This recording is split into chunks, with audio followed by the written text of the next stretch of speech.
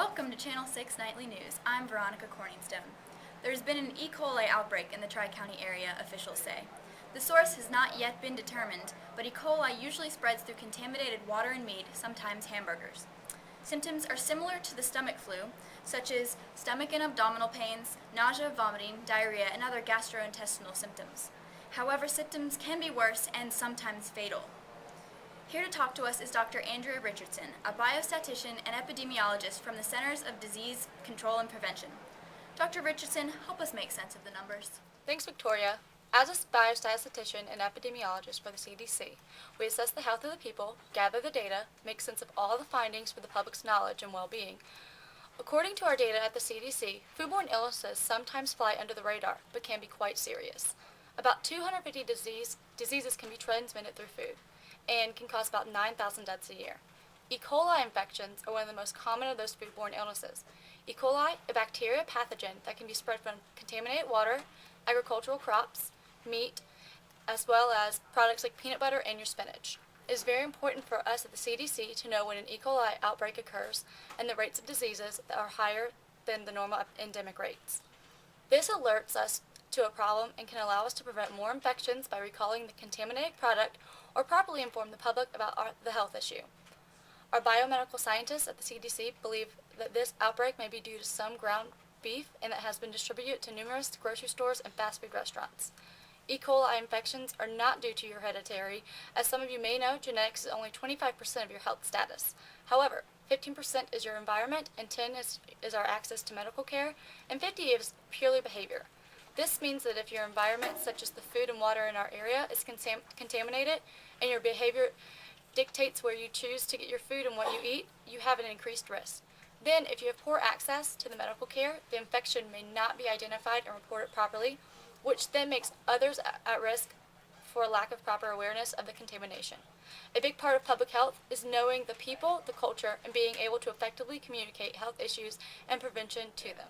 Thank you, Dr. Richardson. I'm sure we can all benefit from that information. Next, we have Betsy Lynn, a citizen of the general area. She speaks about her concerns upon hearing about the outbreak of the E. coli contamination. Well, I heard about the outbreak, and it certainly makes me nervous because I have kids, I have a family, and we have to eat and drink, you know.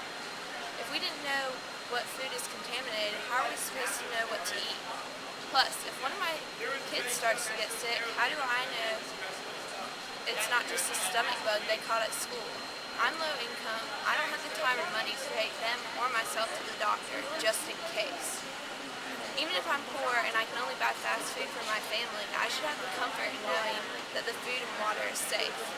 I want them to be healthy. I want to be comfortable knowing we're safe here. I want public health scientists to work with the government to make laws that make sure food is safe. My environment is safe. Not knowing stresses me out. I get anxious and then my emotional health suffers as well. It's all connected.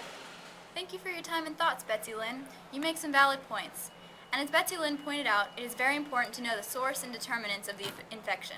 Stay tuned for updates and more information on the outbreak. For a different perspective, we've interviewed Butch Daniels, a representative of a local meat processing factory. Just so the public knows, E. coli infections are not always caused by meat. It's been in the news and you can believe what you want, but water, vegetables, and all kinds of other things affect and give us E. coli infections. The meat industry is always under scrutiny. The USDA is always getting stricter. At my meat processing plant, we use the cleanest and most efficient techniques for processing.